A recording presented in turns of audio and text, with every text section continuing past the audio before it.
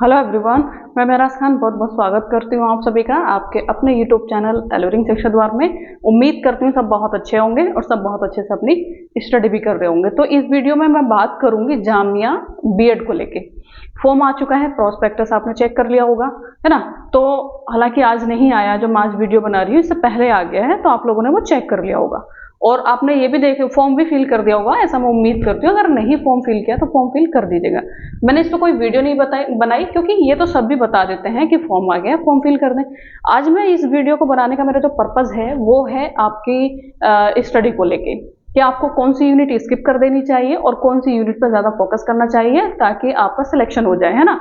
तो क्या आपका फोकस क्या रहना चाहिए, आपकी स्ट्रेटेजी क्या रहना चाहिए, मतलब हार्ड वर्क तो करना ही है आपको, क्योंकि अभी जो पहले से बच्चे प्रिपरेशन कर रहे हैं तो उनका ऑलमोस्ट कोर्स कंप्लीट होगा, सिलेबस कंप्लीट होगा, उनको रिवीजन करना है, तो मेहनत उनको भी करनी है ना।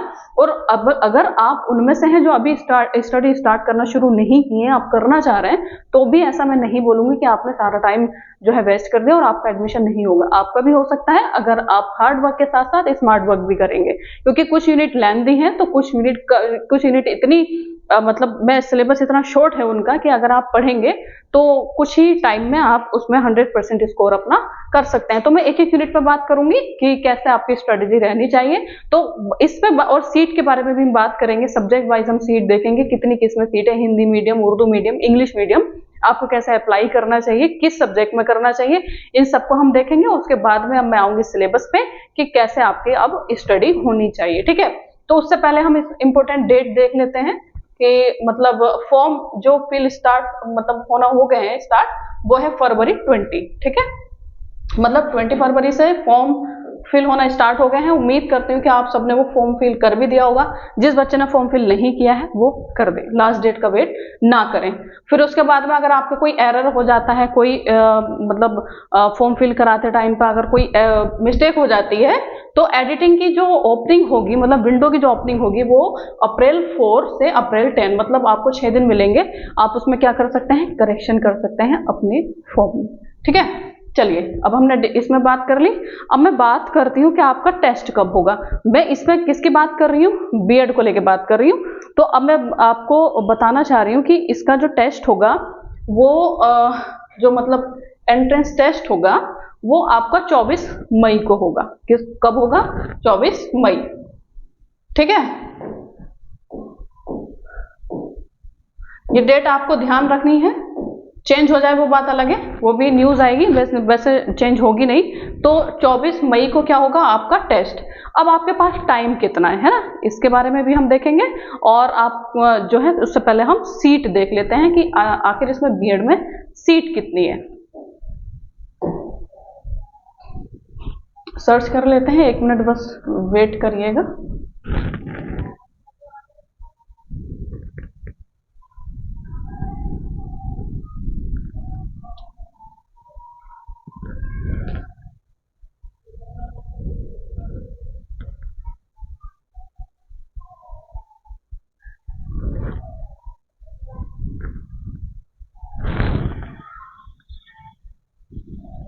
पेज नंबर से फाइंड कर लेते हैं, 1 मिनट बस वेट करिएगा आप।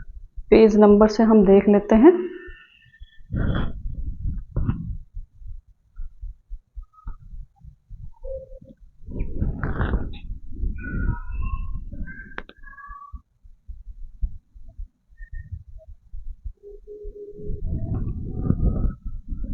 ये है डेट, है ना। डेट की अगर मैं सीट की अगर मैं बात करूं तो इसमें एमयू की तरह नहीं है। पहली बात तो ध्यान रखिएगा, एमयू कोई मीडियम का चॉइस नहीं देता है, ठीक है। उस एक ही मीडियम में होगा, इंग्लिश मीडियम। टेस्ट किस में होगा, इंग्लिश मीडियम। एग्जाम किस में होगा, इंग्लिश मीडियम। पढ़ाई किस मीडियम में होगी, इंग्लिश मीडियम। एएमयू की बात कर रही हूँ, अलीगढ़ मुस्लिम यूनिवर्सिटी की, ठीक है। अगर मैं जामिया की बात करूं तो जामिया आपको ये ऑप्शन देता है कि आप चाहें तो हिंदी मीडियम से फॉर्म फिल करें, आप चाहें तो उर्दू मीडियम से फॉर्म फिल करें, और आप चाहें तो इंग्लिश मीडियम से फॉर्म फिल करें। जिस मीडियम से आप फॉर्म फिल करेंगे उसी मीडियम में आपको पढ़ाई करनी है और उसी मीडियम में आपको एग्जाम भी देने होंगे। ध्यान रखिएगा, ये पहले ही सोच लीजिएगा किस मीडियम में आपको जाना है, ठीक है। अब मैं सीट की अगर मैं बात करूं तो सीट है इसमें breakup of seats in different school teaching subject for BEd programme, है ना। Hindi medium, general, Muslim, Muslim women, Muslim OBC, total की बात करेंगे। बाकी अपने सब्जेक्ट वाइज आप लोग यहाँ खुद देख लीजिएगा, मुझे नहीं पता आप में से किसका सब्जेक्ट क्या है ना, तो आप खुद देख लीजिएगा। तो अगर हम सीट देखें तो इसमें 54 हैं। किसमें? मीडियम क्या है ये? मीडियम है हिंदी, ठीक है। हिंदी मीडियम वालों के लिए कितनी सीट है? 54। चलिए इंग्लिश मीडियम वालों के लिए देख लेते हैं। इंग्लिश मीडियम वालों के लिए है सीट, इसमें भी 54 है, तो अच्छी खासी सीट है। चलिए, और अगर मैं उर्दू मीडियम की बात करूं तो इसमें सीट है, मतलब कुल मिला के इसमें ग्रांड टोटल इन्होंने दे दिया, ग्रांड टोटल ऑल मीडियम कितना है? 196। तो आपको लग रहा है कि ये सीट कम है? आपको लग रहा है कि सीट कम है? बहुत ज्यादा सीट है ना, बहुत ज्यादा सीट है। बच्चे यहाँ पर डिफरेंस समझिएगा, 196 किस में है? जामिया में, ठीक है। मीडियम क्या है? उर्दू, इंग्लिश, आपके पास ऑप्शन है उर्दू, इंग्लिश और हिंदी, है ना। आप चाहे जिसमें फॉर्म फिल करें, क्लियर, ये आपके ऊपर है। अगर मैं यहाँ पर थोड़ा सा डिफरेंस भी बता दूं, क्योंकि आप में से बहुत सारे बच्चे ऐसे होंगे जो एमयू की भी तैयारी कर रहे होंगे और जामिया की भी साथ में। तो एमयू में जो है 200 सीट है। कितनी सीट है? 200। 100 कहाँ है? मेन कैंपस, है ना, एमयू अलीगढ़, मतलब मेन कैंपस में अलीगढ़ में, ठीक है। 100 कहाँ है? सेंटर, मतलब सेंटर का क्या चक्कर है? जैसे मल्लपुरम, मुर्शिदाबाद, यहाँ 100 बच्चों को वो वहां भेजता है और 100 को कराता है मेन कैंपस अलीगढ़ में। लेकिन जामिया में ऐसा नहीं है। 196 मतलब मैं ओवरऑल बोल सकती हूँ इसे 200, है ना। तो सीट बराबर है, 200 यहाँ पर है, 200 यहाँ पर है, लेकिन यहाँ पर मीडियम नहीं है, ओनली इंग्लिश है, और यहाँ पर 3 मीडियम है। लेकिन ये जो कराता है ये मेन कैंपस में कराता है, इसका कोई सेंटर नहीं है, ठीक है। अगर आप जामिया में सिलेक्शन लेंगे, जामिया में आपका सिलेक्शन हो जाता है, तो आपको दिल्ली में पढ़ना होगा, किसी सेंटर पे ये नहीं भेजेंगे, तो इनका ये प्लस पॉइंट है। लेकिन एमयू में क्योंकि ये 100 बच्चों को कहाँ भेजता है? सेंटर पे भेजता है, ठीक है। मैं साथ साथ में इसमें डिफरेंस भी समझाते चल रही हूँ आप लोगों को, कहीं बाद में कि ये तो हमें पता ही नहीं था, है ना। उसके बाद में मैं अगर आ जाती हूँ इसके सिलेबस पे, किस पे आ जाती हूँ? मैं आ जाती हूँ इसके सिलेबस पे, ठीक है। सिलेबस को मैं अच्छे से आपको समझाना चाह रही हूँ कि आपको कैसे अपनी पढ़ाई करनी है, क्योंकि मैंने इस पे सीट के बारे में बात कर ली, मैंने इसमें डेट के बारे में बात कर ली, ये तो सभी ने बता दिया होगा। मैं सीधे यहाँ पर आती हूँ, जो कि हमारा आज का क्या है। चलिए, सिलेबस पे बच्चे सबसे पहले जो इसमें आता है वो आता है टीचिंग एप्टीट्यूड, ठीक। ऐसा नहीं है कि टीचिंग एप्टीट्यूड सबसे पहले ही पेपर में देखने को मिलेगा, नहीं, पेपर में इसका सीक्वेंस कुछ भी हो सकता है, लेकिन जो इसके सिलेबस में मेंशन है वो सबसे पहले है teaching aptitude. Teaching aptitude 30 marks का, मतलब टोटल जो पेपर होता है, वो होता है 170 नंबर्स का, ठीक है, मार्क्स का, क्लियर है। और इसमें 170 मार्क्स का अगर ये पेपर है तो 170 क्वेश्चन ही इसमें होंगे, समझ में आया। 170 क्वेश्चन का पेपर होगा ये, और 170 मार्क्स का होगा, क्लियर है। चलिए, टीचिंग एप्टीट्यूड 30 का हो गया। फिर इसमें अगर मैं बात करूं तो रीजनिंग, ठीक है,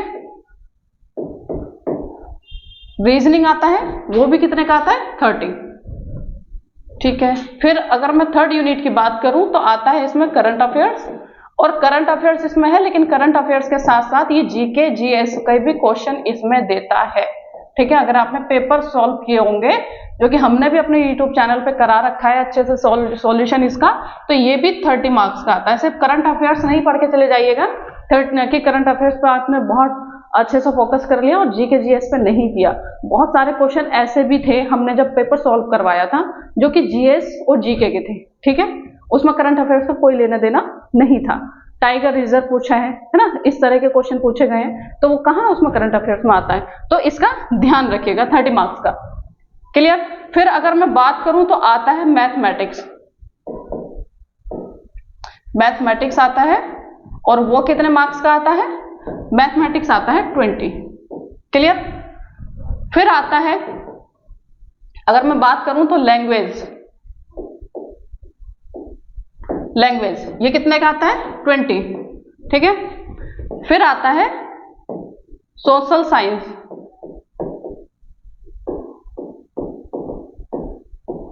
साइंस, ये भी कितने का आता है? 20, ठीक है।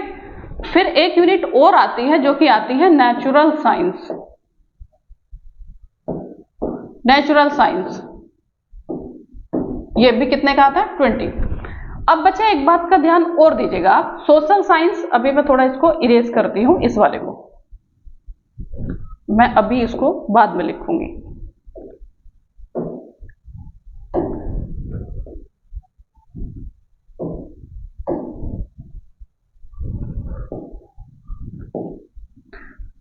सोशल साइंस में जो सब्जेक्ट आते हैं, सोशल साइंस में आता है हिस्ट्री, ज्योग्राफी, ठीक है, पॉलिटी, इकोनॉमिक्स। फिर जो यूनिट आती है नेचुरल साइंस,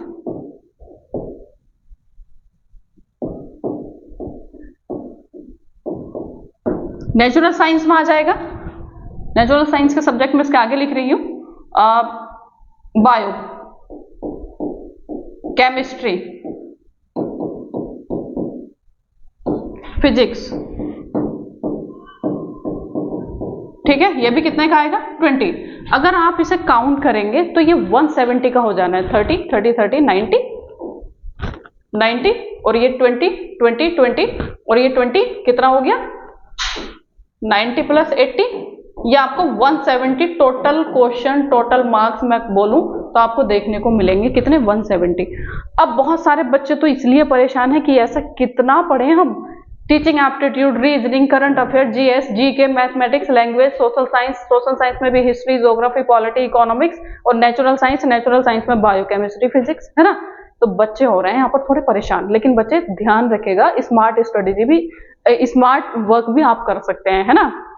मैं यहाँ पर ये बताऊंगी कि किस यूनिट का आप स्किप कर सकते हैं और किस यूनिट पर आपका फोकस ज्यादा होना चाहिए अगर आपको सिलेक्शन चाहिए एक सेंट्रल यूनिवर्सिटी में, ठीक है। टीचिंग एप्टीट्यूड को आप स्किप नहीं कर सकते क्योंकि इसमें बहुत ज्यादा कंसेप्ट नहीं पूछा जाता कि बहुत ज्यादा कंसेप्ट पूछा जा रहा है तो क्या करना है कि हमें छोड़ देना है, नहीं, ये स्कोरिंग सब्जेक्ट है, ठीक है।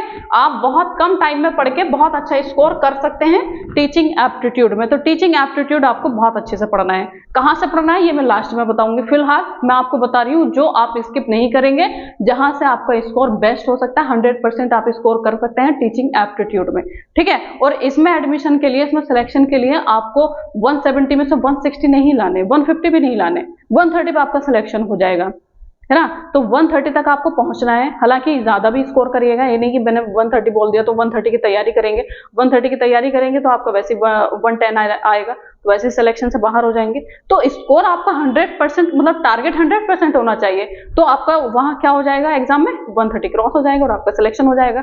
तो हाँ, अब हम बात कर रहे हैं इसी पे कि कैसे करना है ये स्कोर। टीचिंग एप्टीट्यूड को आपको बिल्कुल स्किप नहीं करना है, मोस्ट इंपोर्टेंट यूनिट है जिसमें आपका मतलब क्या होगा, स्कोर बेस्ट हो सकता है। कौन सी है वो यूनिट? टीचिंग एप्टीट्यूड, क्योंकि इसमें कंसेप्ट बिल्कुल नहीं है बहुत ज्यादा टफ या थ्योरी ऐसा कुछ नहीं है टीचिंग एप्टीट्यूड में, क्लियर। फिर अगर मैं आती हूँ रीजनिंग पे, तो रीजनिंग भी एक ऐसा यूनिट है जिसपे बहुत कम प्रैक्टिस करके या बहुत कम टाइम देके आप इसमें अच्छा स्कोर कर सकते हैं, क्योंकि आपने कम से कम ग्रेजुएशन तो किया ही है, कुछ बच्चों ने तो एमए भी किया हुआ होगा, है ना।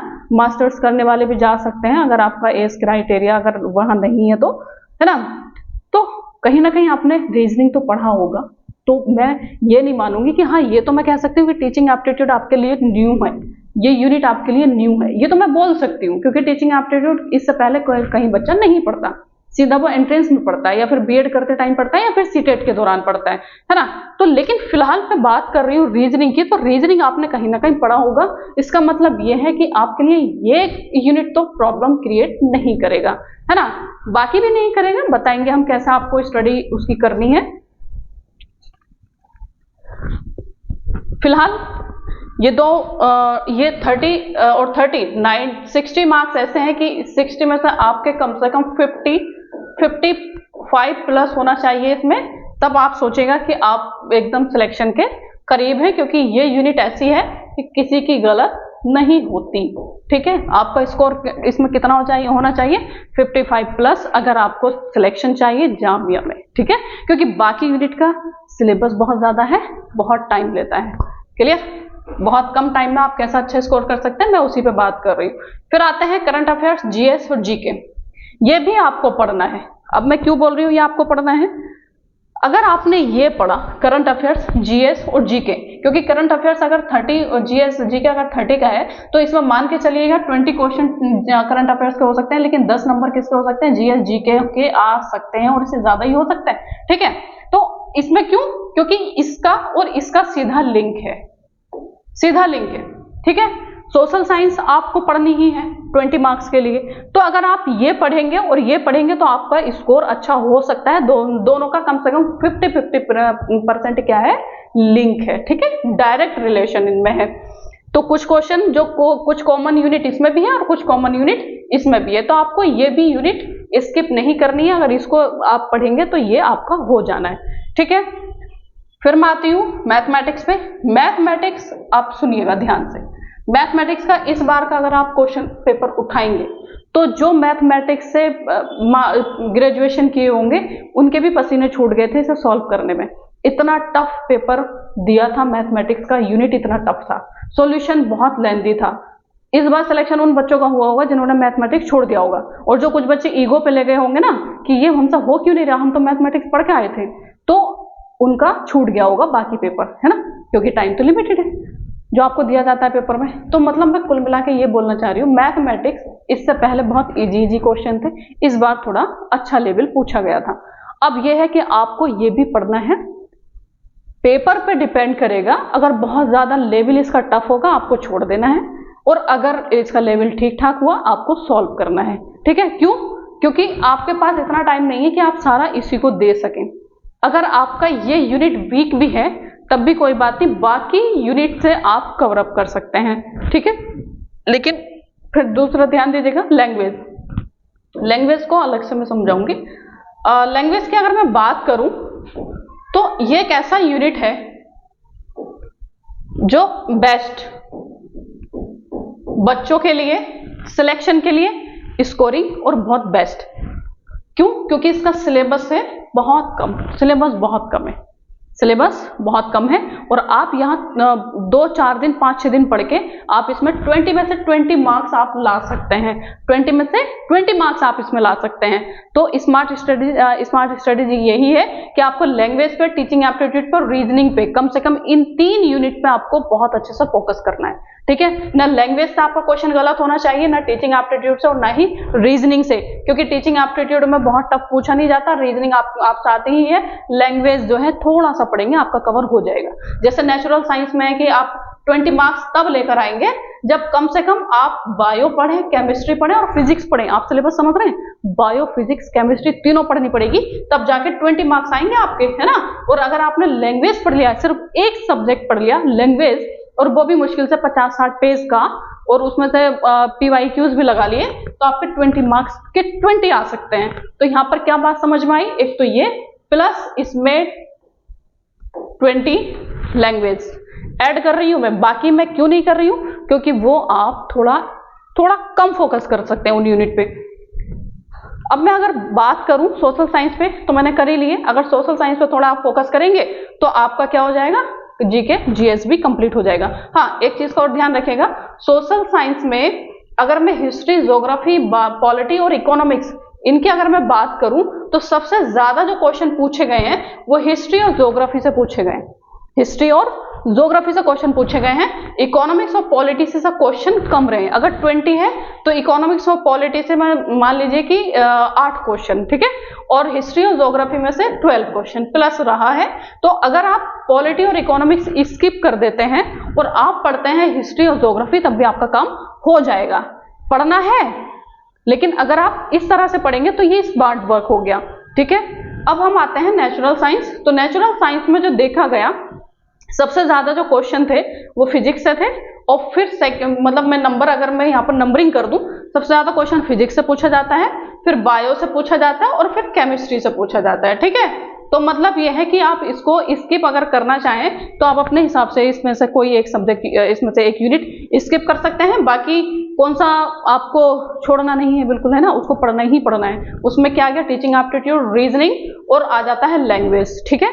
अब बाकी सोशल साइंस में भी पढ़ना है, लेकिन ज्योग्राफी और हिस्ट्री पढ़ लिए, पॉलिटी इकोनॉमिक्स आपने स्किप कर दिया, तब भी आपका स्कोर अच्छा हो सकता है। नेचुरल साइंस में अगर आपने बायो और फिजिक्स पढ़ लिया तो केमिस्ट्री पर अगर आपने कम फोकस किया तब भी स्कोर अच्छा हो सकता है। मैं आपको ये बता रही हूँ कि अगर आपके पास टाइम के अकॉर्डिंग मैं बता रही हूँ, है ना, बाकी तो स्किप कुछ करना ही नहीं था, सारा पढ़ना है, लेकिन क्या करें, आप तो अभी स्टडी करना स्टार्ट किए हैं, अब इतने सारा सिलेबस है कैसे कवर करें, अब आप परेशान हो। तो इसका मैं एक होता है ना बीच का रास्ता, वो मैं बता रही हूँ। मेहनत तो इसमें भी करनी है ना। अगर आप इतना कर सकते हैं कि आप सारा पढ़ सकते हैं, पढ़िए, ये तो कभी गलत हो ही नहीं सकता। आपने आज पढ़ा या कल पढ़ा या परसों पढ़ा था, है ना, वो कभी हमारी पढ़ा हुआ हमारा कभी बेकार नहीं जाता, कहीं ना कहीं हमारी नॉलेज काम में आ ही जाती है, ठीक है। तो इसका आप क्या रखेंगे ख्याल।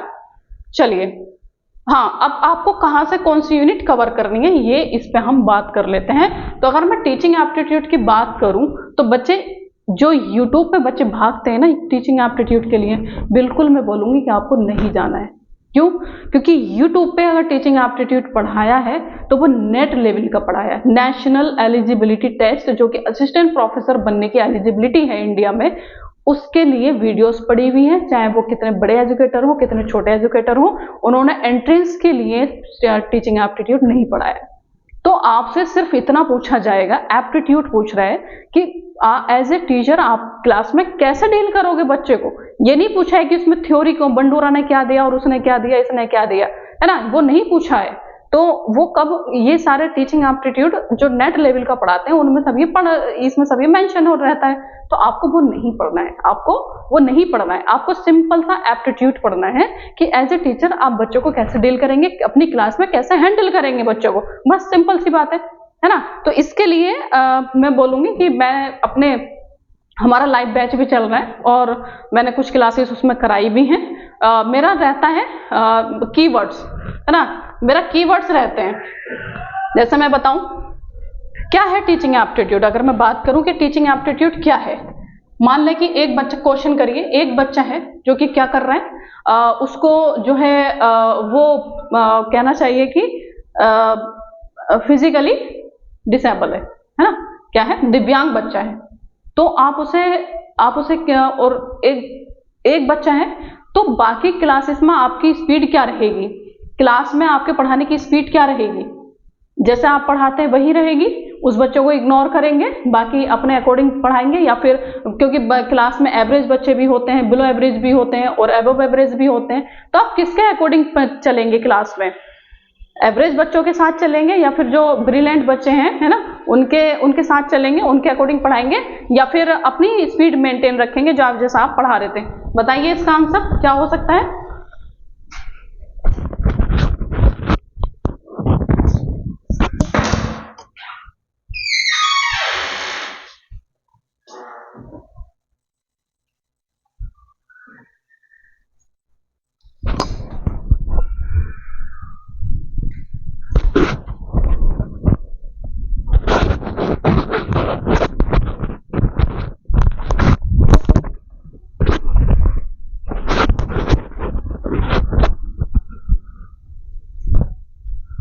हाँ, तो कुछ सोचा अपने आंसर के बारे में, क्या आंसर हो सकता है।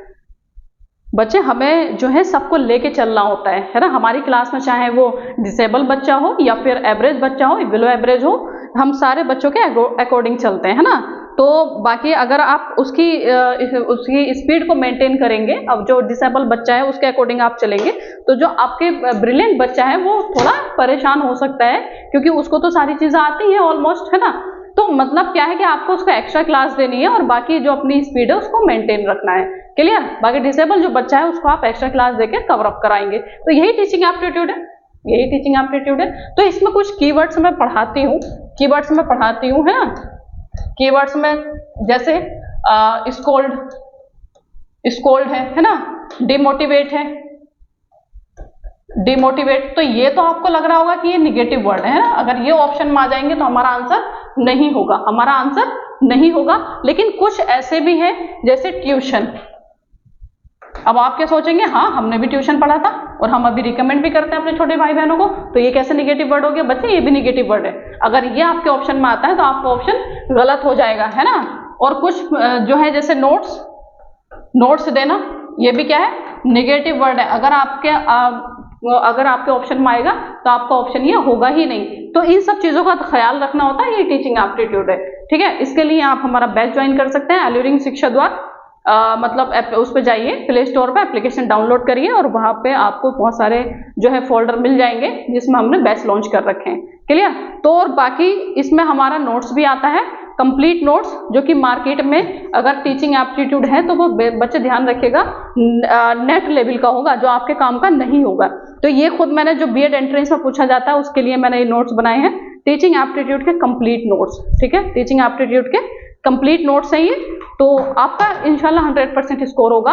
आप बैच में भी आ सकते हैं, चाहे तो नोट्स ले सकते हैं, क्लियर।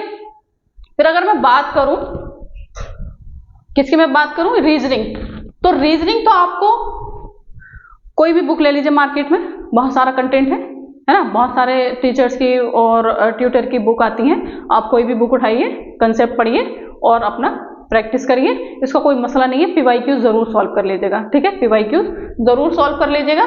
फिर अगर मैं बात करूं इसकी करंट अफेयर्स और जीके और जीएस की, तो इसकी भी आप मैगजीन उठाइए, इसकी तो नहीं क्योंकि सोशल साइंस पढ़ेंगे, यहीं से थोड़ा कवर हो जाएगा।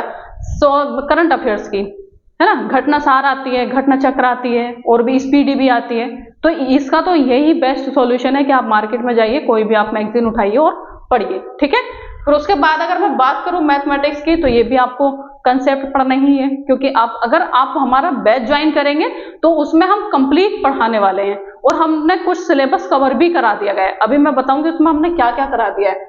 लैंग्वेज की अगर मैं बात करूं तो इसका आप चाहे जो बड़ी बड़े मतलब क्या बोलूं मैं, उनमें जो बुक आती है मार्केट में, वैसे लैंग्वेज का कंटेंट ठीक नहीं है उनमें। क्यों?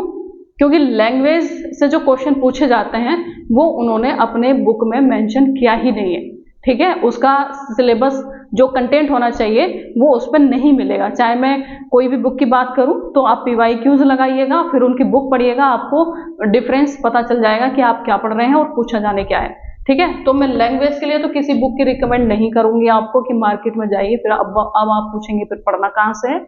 हाँ, बहुत सारे बच्चों से पूछिएगा जो लैंग्वेज को जानते ही नहीं है, मतलब लैंग्वेज का कंटेंट उनके पास नहीं है क्योंकि अवेलेबल नहीं है मार्केट में। है उसकी बात करूं मैं सोशल साइंस की, तो सोशल साइंस की आपको क्या करना है, कोई भी एनसीईआरटी अगर आपने पढ़ी है तो बहुत अच्छा है, क्योंकि एनसीईआरटी से क्वेश्चन पूछे जाते हैं, है ना। एनसीईआरटी को फॉलो करता है, और नहीं तो वो मार्केट में एनसीईआरटी की जो बुक आती है जो उससे भी आपका काम हो सकता है, ठीक है।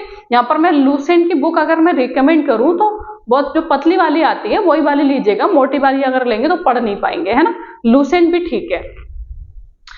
फिर मैं बात करूं नेचुरल साइंस, तो नेचुरल साइंस में भी यही है ना। जैसे कुछ गाइड आती है तो नेचुरल साइंस के लिए आप ले सकते हैं गाइड, ठीक है। गाइड की मैं अगर मैं बात कर रही हूँ तो वो लैंग्वेज का कंटेंट उनका ठीक नहीं है, ठीक है, लैंग्वेज का कंटेंट उसमें नहीं है। अब मैं बात करूं कि हमारा जो बैच चल रहा है उसमें हम क्या क्या करा रहे हैं, और अगर आप बैच ज्वाइन करते हैं तो हम आपको क्या देने वाले हैं। सबसे पहले तो टीचिंग एप्टीट्यूड की मैं बात कर रही थी।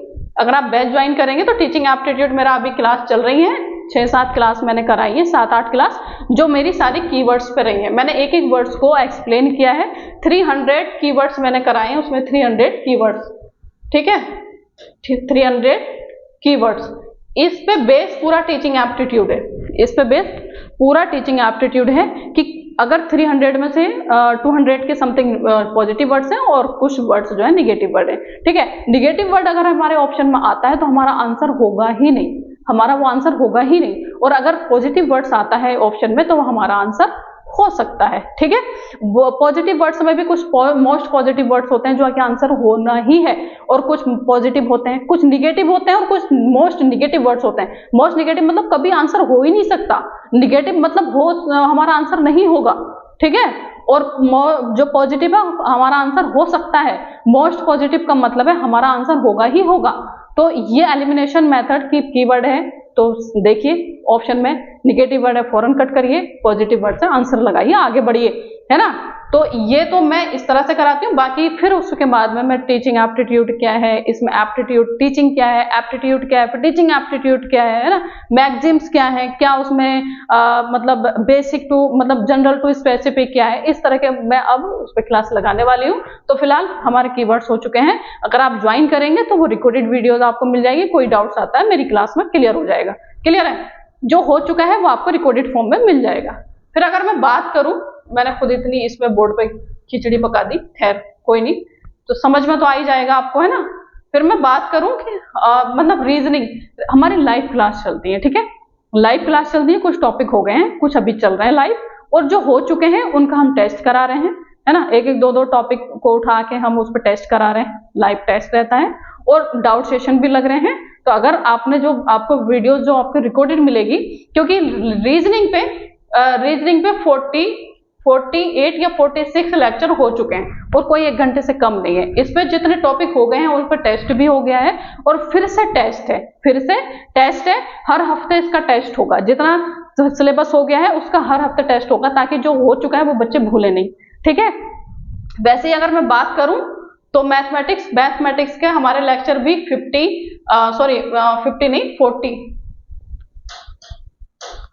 46 के अराउंड या 45 के अराउंड ये भी हो चुका है मैथमेटिक्स, क्योंकि दोनों साथ चल रहे थे। तो मैथमेटिक्स का भी हमारा अब डाउट सेशन और जो है प्रैक्टिस शीट जो है, वो प्रैक्टिस टेस्ट जो है वो होने वाले हैं। तो अगर आप आएंगे तो आपको रिकॉर्डेड मिल जाएगा, सारे वीडियोस अवेलेबल हैं। फिर आपको अगर कोई डाउट्स आता है तो डाउट सेशन चल रहे हैं, है ना, और उसके बाद में जो है आप इसको देख सकते हैं। क्लियर, मतलब यह है कि हमारा ऑल मैथमेटिक्स तो कवर हो गया है ना। आपको रिकॉर्डेड मिलेगा। फिर अगर कोई डाउट्स आता है तो उस पे हर मंडे को टेस्ट भी होगा और हर मंडे को डाउट सेशन भी होगा। क्लियर। फिर आता है लैंग्वेज। तो लैंग्वेज पे आपको कंप्लीट, मैंने जैसे बोला कि मार्केट में इसका कंटेंट नहीं है, तो लैंग्वेज पे आपको इस पे कंटेंट अवेलेबल करा दिया जाएगा। आपके पास ये जो नोट्स हैं ये हार्ड कॉपी में पहुंचेंगे, नोट्स हार्ड कॉपी में आपके एड्रेस पे पहुंचेंगे अगर आप हमारा बैच ज्वाइन करते हैं। ये लैंग्वेज के जो है नोट्स हैं कंप्लीट एकदम, जो एक भी पीवाईक्यूज को मतलब एक भी क्वेश्चन छोड़ा नहीं गया है, ठीक है। सारे जो पीवाईक्यूज हैं उनके बेस पे क्या बनाया गया है, कंप्लीट नोट्स बनाया गया है। ये मैंने नहीं बनाए, ठीक है, ये नोट्स मैंने नहीं बनाए, हमारे सर हैं यासिर सर जो लिंग्विस्टिक्स से पीएचडी कर रहे हैं, तो उन्होंने ये बनाए। क्योंकि आपने बच्चों में कंफ्यूजन बहुत होता है इसको लेके, लैंग्वेज को लेके। बच्चे समझ लेते हिंदी से आएगा, बच्चे समझ लेते अच्छा इंग्लिश लैंग्वेज से आएगा। जैसे मान लो कि मैं फॉर्म भर रही हूँ और मैंने हिंदी मीडियम से फॉर्म फिल किया, तो मैं सोचूं कि हिंदी से 20 क्वेश्चन आएंगे, नहीं, ऐसा नहीं है। लैंग्वेज का मतलब है लिंग्विस्टिक, ठीक है। तो लैंग्वेज का कंसेप्ट तो ये यासिर सर ने बनाया है, जो कि हमारी फैकल्टी हैं और लिंग्विस्टिक्स से वो पीएचडी कर रहे हैं एएमयू से। तो उन्होंने सारे पीवाईक्यूज भी कराए हैं और उन्होंने बहुत अच्छे से ये नोट्स भी बनाए हैं। और बच्चे इसमें, ये सर ने खुद बोला है कि इन बच्चों को ये नोट्स पढ़ने के बाद में बच्चे का एक भी क्वेश्चन नहीं छूटेगा। और सिर्फ आपको ये जान के हैरानी होगी कि ये जो नोट्स है सिर्फ 44 पेजेस में है। कितना? 44 पेजेस में कंप्लीट नोट्स। मतलब आपको बहुत कम पढ़ना है और बहुत अच्छा स्कोर करना है। उसके बाद में इसमें प्रैक्टिस क्वेश्चन दिए हैं, और क्वेश्चन है इसमें मल्टीपल चॉइस क्वेश्चन है प्रैक्टिस के लिए। पढ़ने के बाद में, मतलब कंटेंट पढ़ने के बाद में आप जो है प्रैक्टिस भी कर सकते हैं। 135 क्वेश्चन है। कितना? 135 क्वेश्चन, ठीक है, यहां से बाहर नहीं जाएगा। फिर उसके बाद में प्रीवियस ईयर क्वेश्चन इसमें इंक्लूड किए गए, अब तक जितने क्वेश्चन पूछे गए वो सब। मतलब यह है कि अगर ये वाला नोट्स आप ले लें, मतलब बैच ज्वाइन करेंगे तो आपके पास ये नोट्स पहुंचेगा। मतलब सिर्फ इतना सा पढ़ के आप 20 में से 20 स्कोर कर सकते हैं। मतलब मैं ये कहना चाह रही हूँ कि अगर आपने ये यूनिट स्किप कर दी तो आपको सोशल साइंस और नेचुरल साइंस पढ़ना पड़ सकता है कंप्लीट, क्योंकि 20 मार्क्स का आप ऑलरेडी स्किप कर चुके हैं, ठीक है। और अगर आप सिर्फ ये वाला सेट पढ़ लेते हैं, लैंग्वेज का सेट पढ़ लेते हैं, तो आपको इसमें से ये आप छोड़ सकते हैं फिर, क्योंकि आपने 20 मार्क्स का वहां कवर कर लिया। तो आप पॉलिटी और इकोनॉमिक्स छोड़ सकते हैं, ठीक है। और इसमें कोई भी अगर एक यूनिट सब्जेक्ट आपको टफ लग रहा है, हिस्ट्री, बायो, फिजिक्स, इसमें से कोई एक छोड़ सकते हैं। लेकिन शर्त क्या है इसको छोड़ने की? आपको लैंग्वेज में से अच्छा स्कोर करना पड़ेगा, और लैंग्वेज में अच्छा स्कोर करने के लिए आपको नोट्स पढ़ने पड़ेंगे, क्योंकि मार्केट में कोई भी बुक उठा ले नहीं है, ठीक है, कंटेंट। चलिए, ये मैं लैंग्वेज की बात कर ली। फिर सोशल साइंस, अगर मैं बैच की बात कर रही हूँ तो सोशल साइंस के लिए आपके पास नोट्स भेजे जाएंगे कंप्लीट, ठीक है। कंप्लीट का मतलब ये है कि इसमें इकोनॉमिक्स नहीं है, इसमें पॉलिटी नहीं है, क्योंकि बहुत सारा कंटेंट बच्चों को भेजना, बच्चे पढ़े नहीं और उनका फिर ज्योग्राफी हिस्ट्री भी छूटे जहां से सबसे ज्यादा क्वेश्चन पूछे जाते हैं। तो जहां से सबसे ज्यादा क्वेश्चन पूछे जाते हैं हमने उसी के नोट्स बनाए, ये खुद मैंने बनाए हैं, हिस्ट्री और ज्योग्राफी के नोट्स, ठीक है। तो मतलब ये है कि आपके पास अगर बैच ज्वाइन करते हैं तो आपके पास ये 3 सेट पहुंचेंगे, teaching aptitude, social science, language, ठीक है। रीजनिंग की हम प्रैक्टिस करा ही रहे, क्लास इसकी भी चल रही है, हिस्ट्री की क्लास लगाई जा रही है और नेचुरल साइंस में इसमें अभी केमिस्ट्री की क्लास चल रही है, इसके केमिस्ट्री के बाद में बायो की क्लास कराई जाएगी, जो हो चुका है आपको रिकॉर्डेड मिलेगा, डाउट सेशन कराया जाएगा, प्रैक्टिस भी कराई जाएगी, लेकिन फिलहाल केमिस्ट्री की चल रही है, इसके फौरन बाद बायो की होगी। और इसमें सोशल साइंस में जो सबसे मोस्ट इंपोर्टेंट है सबसे पहले वो करा रहे हैं, तो हिस्ट्री की क्लास चल रही है, इसके बाद फौरन मेरी ज्योग्राफी की क्लास होगी, है ना। इकोनॉमिक्स की चल रही है, पॉलिटिक्स के बाद होगी, लैंग्वेज पे क्लास हो चुकी है, लैंग्वेज पे सर ने क्लासेस भी कराई है 20+, ठीक है, ध्यान रखिएगा। लैंग्वेज पे मतलब वीडियोस तो सब पे हैं ही, लेक्चर हमने सब पे कराए हैं, ठीक है, कुछ चल रहे हैं, कुछ हो चुके हैं। तो लैंग्वेज पे 20+ सर ने लेक्चर कराए हैं, जो कि अब हमारे चैनल पे नहीं, सॉरी यूट्यूब पे नहीं, हमारे एप्लीकेशन पे अपलोड है। वो भी लॉक है, आप जब तक मतलब जब परचेज करेंगे तब भी अनलॉक होगा, वरना कोर्स क्या है, लॉक है, ठीक है। और इसमें नोट्स भी मिलेगा, तो मतलब ये है कि अगर आप हमसे जुड़ेंगे तो इंशाल्लाह सिलेक्शन होगा, है ना, क्योंकि कंटेंट भेजा जाएगा जो सबसे इंपॉर्टेंट है, जहां स्कोरिंग है सब्जेक्ट है उसके कंटेंट भेजा जाएगा, चाहे लैंग्वेज हो, सोशल साइंस हो या फिर टीचिंग एप्टीट्यूड। इंशाल्लाह इन तीनों में से आपका एक भी नंबर नहीं कटेगा। 1-2 नंबर की अलग बात है कि मतलब टफ आ गया, मैं तो मुझे नहीं बोलना चाहिए, तो मतलब कहना चाहिए बेस्ट करके आएंगे, ठीक है। उसके बाद में रीजनिंग में भी आपका मतलब हम जैसे लेके चल रहे हैं 25+ हो जाना है, तो मतलब मैं ये कहना चाहूंगी फिर आपको कोई भी क्वेश्चन मतलब ऐसा नहीं होगा कि नहीं पढ़ा और नहीं आया, है ना। तो फिलहाल मैं ये कहना चाह रही हूँ कि आप अगर सेल्फ स्टडी करें, थोड़ा स्मार्ट बन के करें, ठीक है। मार्केट में आपको लैंग्वेज का कंटेंट नहीं मिलेगा, ध्यान रखिएगा, ठीक है। और आप लूसेंट की बुक ले आइए जीके के लिए, ठीक है। करंट अफेयर्स के लिए कोई भी मैगजीन उठाइए, कम से कम 1 ईयर की या 6 मंथ की तो आपको पढ़नी ही पड़नी है, क्लियर। रीजनिंग की आपको कोई भी बुक उठा के लूसेंट की या फिर आर्यन से भी आप प्रैक्टिस कर सकते हैं, क्लियर है। फिर उसके बाद में मैं बात करूं इसमें सोशल साइंस और फिर नेचुरल साइंस, तो वो भी आपको किसी न किसी लूसेंट वगैरह से कवर करना होगा, ठीक है बच्चे। और अगर आप हमारा बैच ज्वाइन करते हैं तो आपको सारा कंटेंट भी मिलेगा और हमारी प्रैक्टिस भी चल रही है, डाउट सेशन जो हो चुका है रिकॉर्डेड मिलेगा और जो चल रहा है उसमें आप लाइव आ सकते हैं, ठीक है। तो इतना सारा आपके लिए किया जा रहा है। क्या फीस है और कैसे ज्वाइन करेंगे, या आप एप्लीकेशन डाउनलोड करिए, एप्लीकेशन हमारे चैनल के नाम पर ही है, एप्लीकेशन का नाम जो है हमारे चैनल के नाम पर ही है, एल्यूरिंग शिक्षा द्वार, ठीक है। ये आप प्ले स्टोर से डाउनलोड कर लीजिए और प्ले स्टोर से डाउनलोड करने के बाद में आपको बहुत सारे जो है कोर्सेज के जो है फोल्डर मिल जाएंगे। कोई सा भी बैच मतलब जामिया कलाम बैच नाम से है, तो जामिया के आप जो है परचेस कर सकते हैं। अगर आप जामिया और एमयू दोनों के लिए तैयारी करना चाह रहे हैं तो उसका भी कॉम्बो बैच चल रहा है, ठीक है। तो आपने इतना टाइम दिया, इतनी लंबी वीडियोस हो गई, लेकिन मुझे इसी पर बात करनी थी। फॉर्म तो खैर आ गया, ये तो सभी बता देते हैं, लेकिन कैसे पढ़ाई करनी चाहिए ये कोई नहीं बताता, है ना। तो बहुत कम लोग बताते हैं, ऐसा भी नहीं कि कोई नहीं बताता, बहुत कम बताते हैं। तो इतना टाइम दिया, बहुत बहुत शुक्रिया आप लोगों का। अच्छे से पढ़ते रहिए और सिलेक्शन लीजिए इंशाल्लाह, ठीक है, हो जाएगा। थोड़ी सी मेहनत करिए, इसका ख्याल रखिएगा, बच्चे रोजे आ रहे हैं तो थोड़ा अपना टाइम मैनेजमेंट करिएगा, क्लियर। चलिए, बहुत बहुत शुक्रिया, थैंक्स फॉर वॉचिंग।